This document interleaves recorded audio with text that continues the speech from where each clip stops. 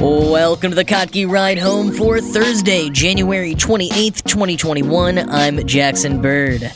The mathematics of knitting, how France is trying to legally protect smells, a cautionary tale that will inspire you to go check on your office building if you've been working from home and no one's done that for a few months, and a horrifying new product from Kraft Mac and Cheese. Here are some of the cool things from the news today. Have you ever thought about the geometry of knitting? Not the geometry of final knitted products, but of the yarn and stitches themselves. Now, if you're not a knitter, you may not know that there are hundreds, perhaps thousands of different types of stitches that can be used when knitting to create a different look or effect. Picking the right one or combining a few can help a product lay flat or form into the correct shape or just look cool or present a challenge for the knitter.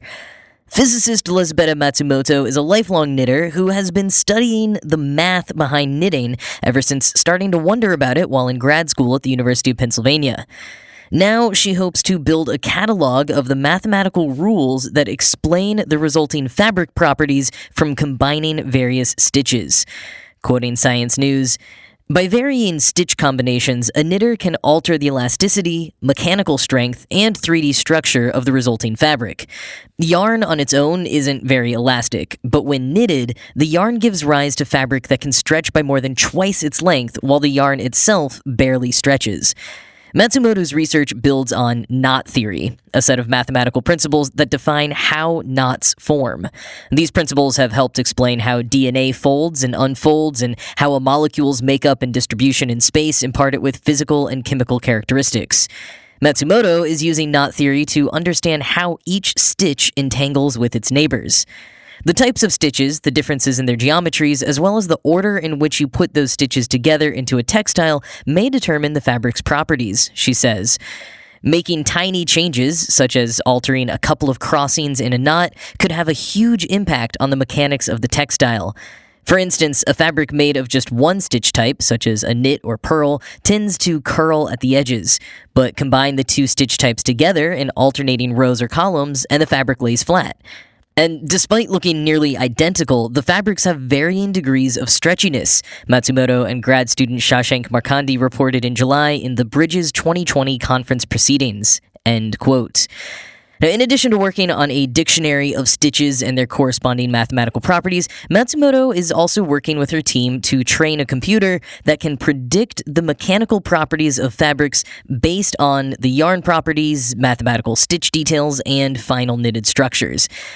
And while that will obviously be a cool tool for knitters and could be applied to all sorts of textile creations, including smart wearables, it could have even larger applications with materials other than textiles, like, for example, scaffolds for growing human tissue. I feel like knitting is often underappreciated for how impactful and complex it is, and how crucial it's been to our society for centuries. So if knitting could somehow be the gateway to executing the manipulation of physical properties in a brand new way, I would be incredibly here for it.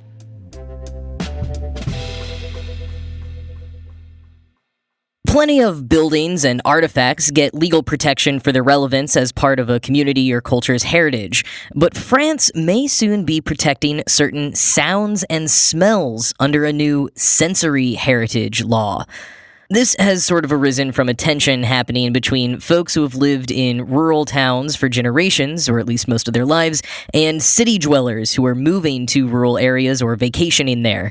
Neo-rurals, or more colloquially, cityots. Us city folk who visit or move to a rural area and accidentally or intentionally break all the rules and can barely function. There's been a rising number of cases of vacationers filing complaints about the ordinary sounds of the rural village they're staying in. For example, quoting Atlas Obscura, "The vacationers who wanted to exterminate the buzzing cicadas on their property in Provence. The woman sued by newly arrived neighbors for raising ducks, which she'd been doing for 36 years before the neighbors moved in, and a 7-year legal battle over noisy frogs in a backyard pond." End quote. One of these cases made international headlines in 2019 when tourists on Isle d'Oléron off the coast of France filed a noise complaint regarding Oléron local Corinne Fassot's rooster, Maurice. The town sided with the rooster's right to crow, and when the case got escalated to the courts, a judge eventually sided with the rooster as well. Fassot echoed the sentiment of a lot of people from more rural areas of France, saying, quote, "When you're in the countryside, you accept the noises of the countryside. And when you're in the city, you accept the noises of the city. If you don't like the noise where you are, don't stay there." End quote. And I kind of love this, even though, of course, it's not practical advice for everyone, at least in terms of living, but as far as vacationing goes, totally. That case and many others like it spurred Pierre Morel-a-Lussier, a representative from the small village of Lozère, to present a new law to the French National Assembly, the law protecting the sensory heritage of the French countryside. With its new concept of sensory heritage, the law would ensure, quoting Atlas Obscura, "the sounds and smells that animals like Maurice make will explicitly be protected under the law and recognized as an integral element of a place." End quote. And Directorate General for Heritage at the French Ministry of Culture, Isabelle Chave, says the word heritage was chosen for specific reasons. She said, quote, "When we call something a heritage, it implies that there's a desire to protect that thing," she says. "We use the term heritage when there's a sense of urgency, a feeling that something is being lost." End quote. Part of the point of the law is to give local mayors a legal leg to stand on when they face noise complaints that get escalated, but it's also to imbue a sense of respect for these places. If they're protected as heritage sites, hopefully people will appreciate their sounds and smells instead of complaining about them to town officials or trying to get them to change. The law was approved unanimously by the National Assembly this month, but still needs to be approved by the Senate. And if it is, it will be interesting to see how this concept of sensory heritage might play out in other places and in other ways. Could it maybe be used as a sort of workaround for certain climate regulations to prevent more aggressive types of counter-urbanization? I don't know, but it will be interesting to watch.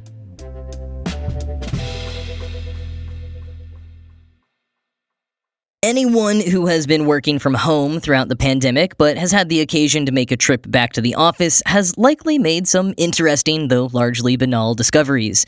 Lots of dead plants, maybe your favorite mug, unwashed, your water bottle still filled with water from March, some mail or paperwork you forgot about. Nothing too wild, but still an overall eerie sense of spontaneous abandonment. Well, for employees at marketing analytics company Invoca's Santa Barbara office, the scene was a bit more harrowing. They've been working from home since the start of the pandemic and don't have plans to return until at least later this spring. But like most offices in the same boat, a few employees have had reason here and there to make solo missions back to the building. Specifically, Susan Arango, an Invoca workplace experience manager, went back a few times to check on the building following storms. The first time she went, in late April, she noticed some dead bees in the hallway.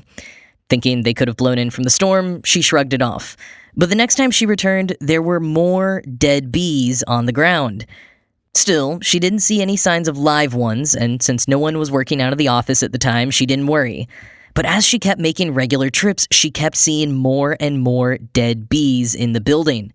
She started searching the office for a nest, but could never find one, and eventually decided she needed to call in reinforcements. She hired Super Bee Rescue and Removal, a local company who specializes in humane removal of honeybees. Quoting Inc., Super Bee sent a technician who spotted bees flying into the building from outside. Using thermal imaging, the technician tracked down the nest within 5 minutes, Arango says. It held 10 gallons of beeswax, honey, and pollen. The insects had found their way in through a hole in the building's exterior brick wall and took up residence in a crawl space below between the second and third floors. The technician estimated they had been there at least 6 months. There was also an older honeycomb indicating that a smaller number of bees had previously lived in the space for several years. Invoca had been renting the building for about 2 years. The bees were apparently dying because after being attracted to the entrance lights, they became trapped in the hallway, Arango says, end quote. All told, there were 20,000 bees in the office building. Invoca CEO Greg Johnson said, quote, "We've talked a lot about the challenges of coming back to the office. We have not thought about this one. I would have never in a million years in my wildest dreams imagined this would be a facilities problem we would run into," end quote. So, yeah, if your company has been working from home, it might be worth making sure someone is going in to check for bees, or any other kinds of pest infestations for that matter. As offices reopen, I think pest removal and extermination companies are going to be getting a lot of work. Then, as a bonus, I'm dropping a link in the show notes to that time in the summer of 2018 when thousands of bees swarmed Times Square in New York City and had to be removed by the NYPD's official beekeeper. Because apparently that is a real position on the force. The NYPD beekeepers even have a verified Twitter account. The story sounds kind of Hitchcockian, but it's actually almost heartwarming just watching the beekeeper do his thing. Link in the show notes.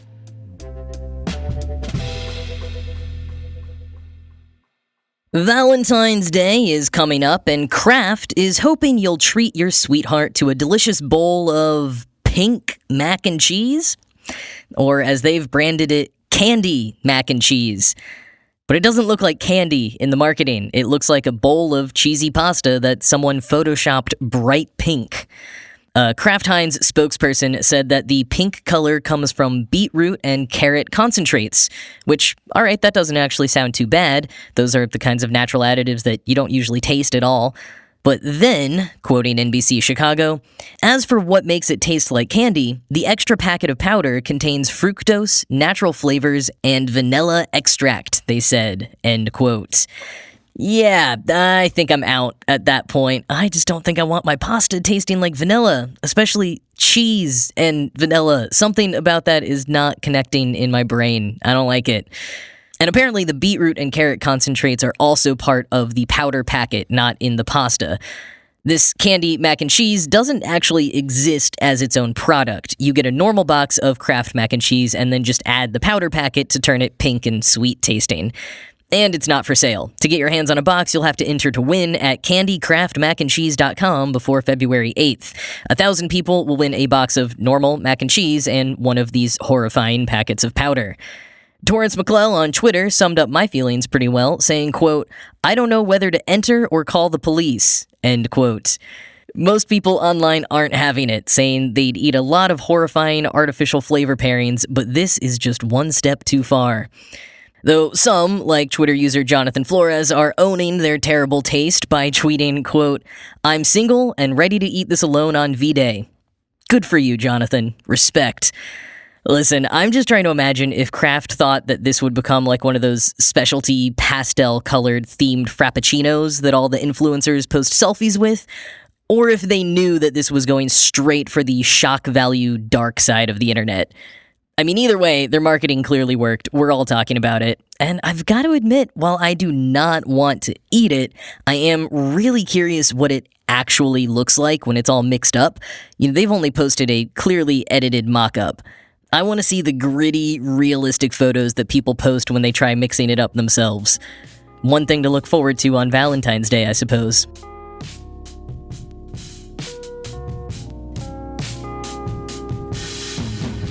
One last thing before I go. That knitting piece got me thinking back to an episode I did in November about how many holes a straw has. I went deep down the rabbit hole on that one, learning all kinds of things about topology, the study of spatial relationships, more or less, and it completely changed my stance on the question of how many holes a straw has. Or, if we want to be more on theme for the day, substitute straw with hot pink mac and cheese noodle. Anyways, I wanted to re-up that episode for you in case you missed it, as well as all of the videos that I mentioned in that episode. If at least one of you listening becomes a Going Deep with David Reese convert, I will consider my job done. But I also wanted to just tease the mathematical argument a little by quoting from a more recent piece on the topological question of holes from Quanta magazine. Quote, "In everyday language, we use hole in a variety of non-equivalent ways. One is as a cavity, like a pit dug in the ground. Another is as an opening or aperture in an object, like a tunnel through a mountain or the punches in 3-ring binder paper. Yet another is as a completely enclosed space, such as an air pocket in Swiss cheese. A topologist would say that all but the first example are holes. But to understand why, and why mathematicians even care about holes in the first place, we have to travel through the history of topology, starting with how it differs from its close kin, geometry. In geometry, shapes like circles and polyhedra are rigid objects. The tools of the trade are lengths, angles, and areas. But in topology, shapes are flexible things, as if made from rubber. A topologist is free to stretch and twist a shape. Even cutting and gluing are allowed, as long as the cut is precisely re-glued. A sphere and a cube are distinct geometric objects, but to a topologist, they're indistinguishable. If you want a mathematical justification that a t-shirt and a pair of pants are different, you should turn to a topologist, not a geometer. The explanation? They have different numbers of holes. End quote. That piece goes hard on the math, so if you want like a 201 of what I cover in that November episode, the link is waiting for you in the show notes. Anyways, that's it. I gotta go continue being glued to this GameStop nonsense. I hope you have a great rest of your day. I'll talk to you tomorrow.